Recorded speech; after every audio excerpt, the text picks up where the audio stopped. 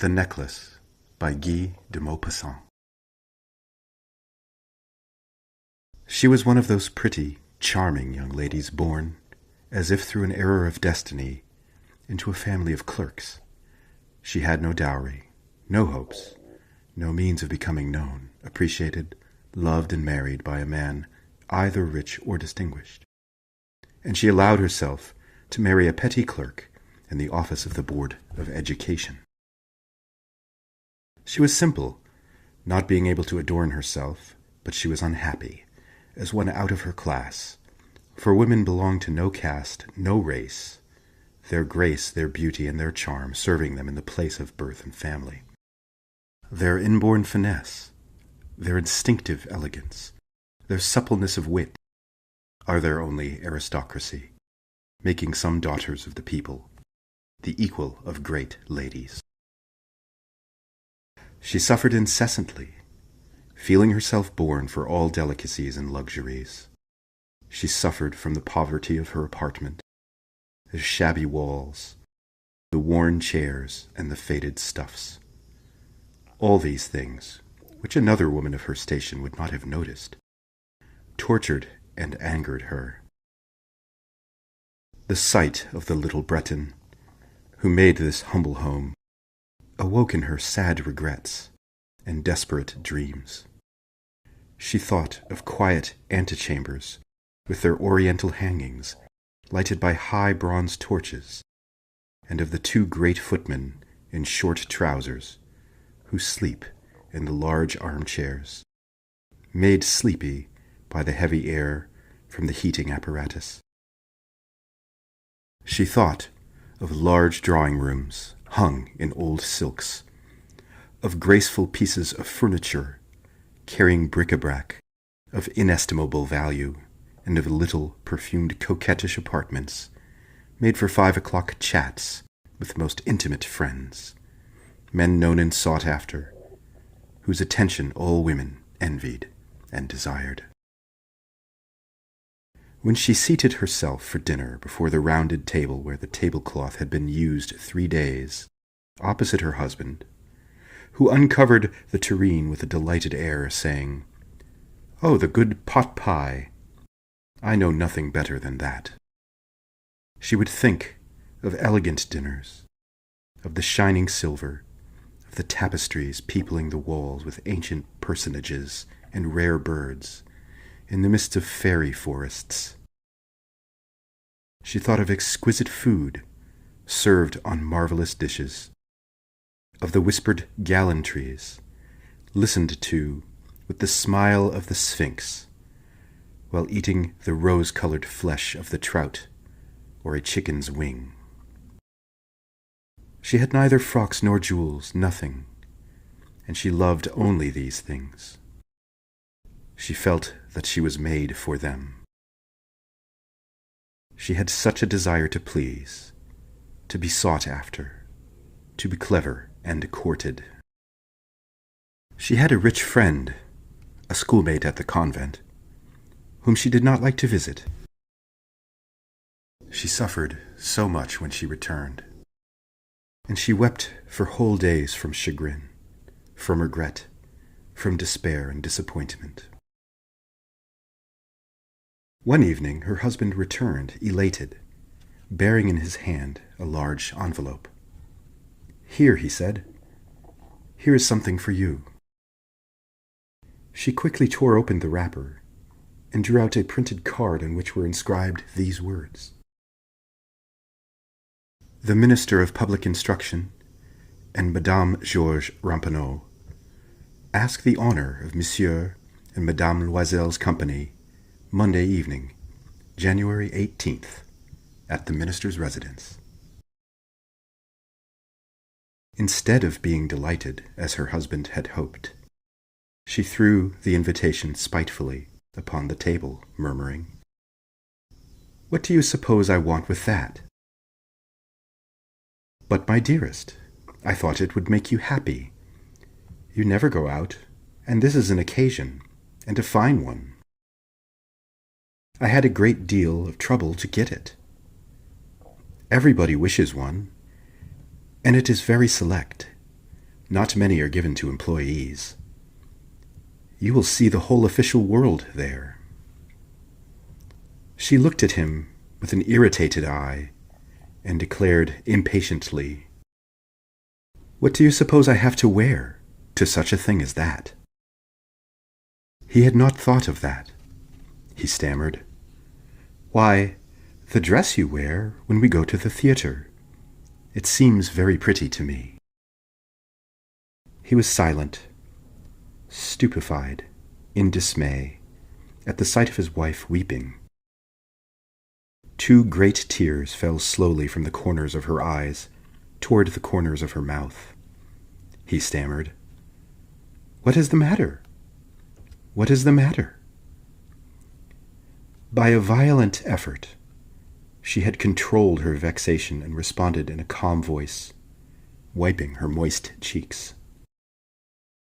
"Nothing. Only I have no dress, and consequently I cannot go to the affair. Give your card to some colleague whose wife is better fitted out than I."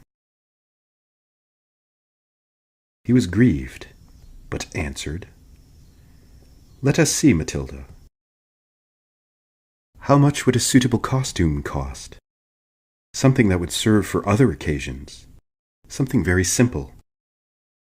She reflected for some seconds, making estimates and thinking of a sum that she could ask for without bringing with it an immediate refusal and a frightened exclamation from the economical clerk. Finally she said in a hesitating voice, "I cannot tell exactly, but it seems to me that 400 francs ought to cover it." He turned a little pale, for he had saved just this sum to buy a gun, that he might be able to join some hunting parties the next summer, on the plains at Nanterre, with some friends who went to shoot larks up there on Sunday. Nevertheless, he answered, "Very well, I will give you 400 francs, but try to have a pretty dress." The day of the ball approached, and Madame Loisel seemed sad, disturbed, anxious. Nevertheless, her dress was nearly ready. Her husband said to her one evening, "What is the matter with you? You have acted strangely for 2 or 3 days." And she responded, "I am vexed not to have a jewel, not one stone, nothing to adorn myself with.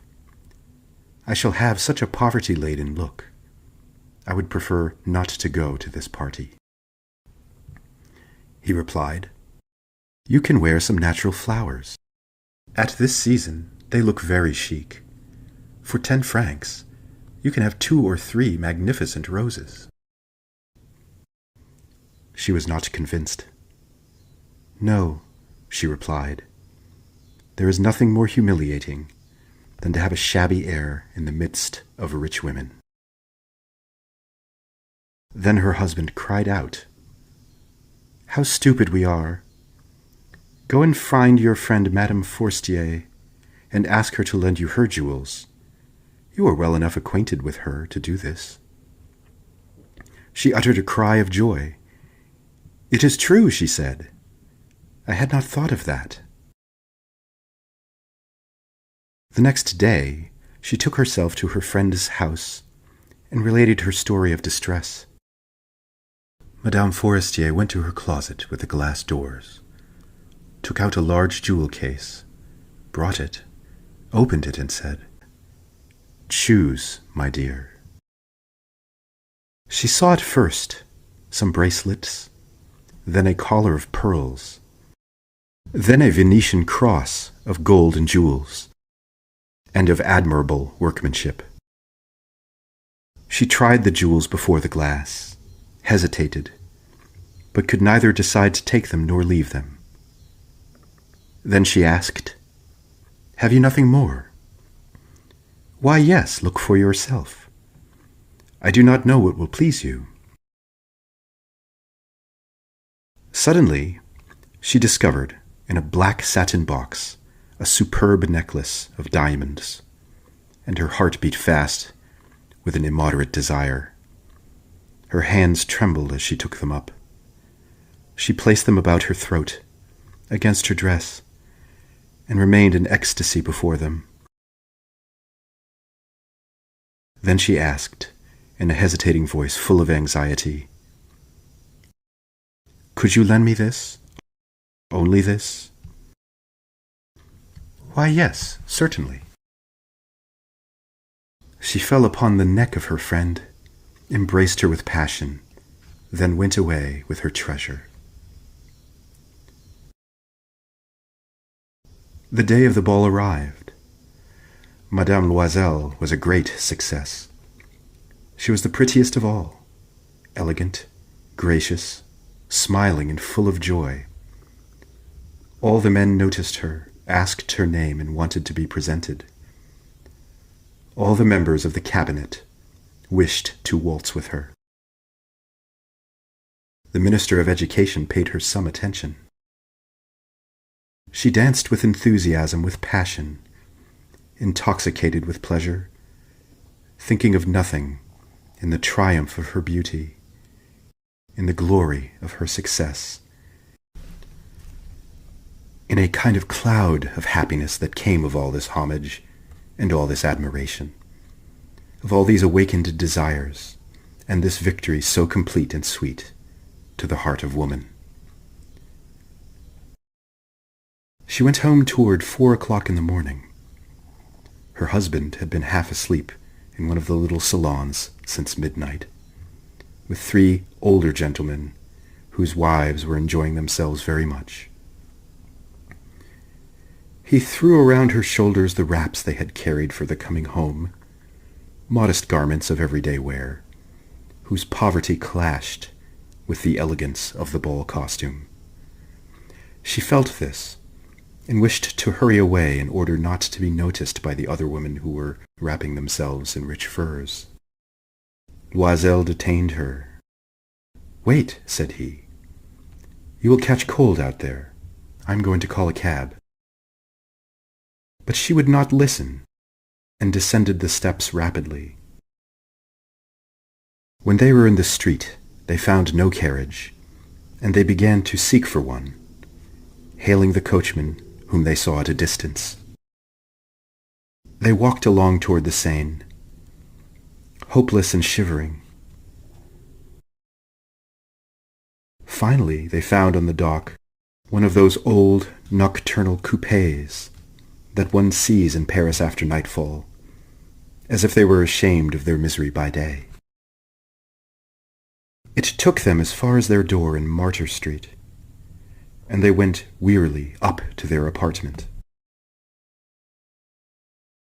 It was all over for her, and on his part he remembered that he would have to be at the office by 10 o'clock. She removed the wraps from her shoulders before the glass for a final view of herself in her glory. Suddenly she uttered a cry. Her necklace was not around her neck. Her husband, already half undressed, asked, "What is the matter?" She turned toward him excitedly. I no longer have Madame Forestier's necklace." He arose in dismay. "What? How is that? It is not possible." And they looked in the folds of the dress, in the folds of the mantle, in the pockets, everywhere. They could not find it. He asked, "You are sure you still had it when we left the house?" "Yes, I felt it in the vestibule as we came out." "But if you had lost it in the street, we should have heard it fall. It must be in the cab." "Yes, it is probable. Did you take the number?" "No. And you? Did you notice what it was?" "No." They looked at each other, utterly cast down. Finally, Loisel dressed himself again. "I am going," said he, "over the track where we went on foot, to see if I can find it." And he went. She remained in her evening gown, not having the force to go to bed, stretched upon a chair, without ambition or thoughts. Toward 7 o'clock her husband returned. He had found nothing. He went to the police and to the cab offices and put an advertisement in the newspapers offering a reward. He did everything that afforded them a suspicion of hope. She waited all day in a state of bewilderment before this frightful disaster. Loisel returned at evening, with his face harrowed and pale, and had discovered nothing.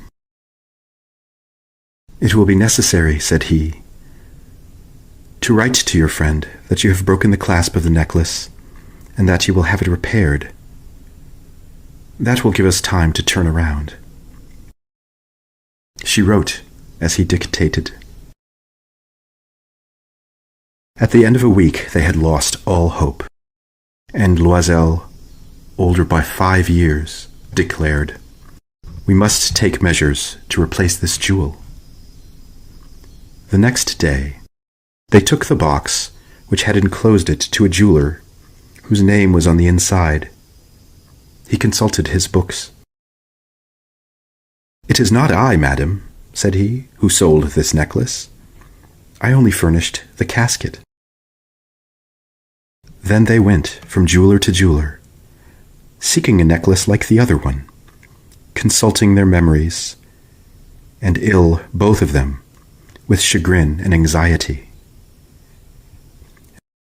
In a shop of the Palais Royal, they found a chaplet of diamonds, which seemed to them exactly like the one that they had lost. It was valued at 40,000 francs. They could get it for 36,000. They begged the jeweler not to sell it for 3 days, and they made an arrangement by which they might return it for 34,000 francs if they found the other one before the end of February. Loisel possessed 18,000 francs, which his father had left him. He borrowed the rest. He borrowed it, asking for 1,000 francs of one, 500 of another, 5 louis of this one, and 3 louis of that one. He gave notes, made ruinous promises, took money of usurers and the whole race of lenders. He compromised his whole existence, in fact, risked his signature without even knowing whether he could make it good or not, and, harassed by anxiety for the future, by the black misery which surrounded him, and by the prospect of all physical privations and moral torture, he went to get the new necklace, depositing on the merchant's counter 36,000 francs. When Madame Loisel took back the jewels to Madame Forestier, the latter said to her in a frigid tone, "You should have returned them to me sooner, for I might have needed them." She did open the jewel box, as her friend feared she would. If she should perceive the substitution, what would she think? What should she say? Would she take her for a robber? Madame Loisel now knew the horrible life of necessity. She did her part, however, completely, heroically. It was necessary to pay this frightful debt. She would pay it. They sent away the maid. They changed their lodgings. They rented some rooms under a mansard roof. She learned the heavy cares of a household, the odious work of a kitchen. She washed the dishes, using her rosy nails upon the greasy pots and the bottoms of the stew pans. She washed the soiled linen the chemises and dishcloths, which she hung on the line to dry. She took down the refuse to the street each morning and brought up the water, stopping at each landing to breathe. And, clothed like a woman of the people, she went to the grocers, the butchers, and the fruiterers with her basket on her arm, shopping, haggling to the last sou her miserable money. Every month it was necessary to renew some notes, thus obtaining time and to pay others. The husband worked evenings, putting the books of some merchants in order, and nights he often did copying at 5 sous a page. And this life lasted for 10 years. At the end of 10 years, they had restored all, with interest of the usurer and accumulated interest besides. Madame Loisel seemed old now. She had to become a strong, hard woman, the crude woman of the poor household, her hair badly dressed, her skirts awry, her hands red. She spoke in a loud tone and washed the floors with large pails of water. But sometimes, when her husband was at the office, she would seat herself before the window and think of that evening party of former times, of the ball where she was so beautiful and flattered. How would it have been if she had not lost that necklace? Who knows? Who knows? How singular is life, and how full of changes. How small a thing will ruin or save one. One Sunday, as she was taking a walk in the Champs-Élysées to rid herself of the cares of the week, she suddenly perceived a woman walking with a child. It was Madame Forestier, still young, still pretty, still attractive. Madame Loisel was affected. Should she speak to her? Yes, certainly. And now that she had paid, she would tell her all. Why not? She approached her. "Good morning, Jean." Her friend did not recognize her, and was astonished to be so familiarly addressed by this common personage. She stammered. "But, Madame, I do not know." "You must be mistaken."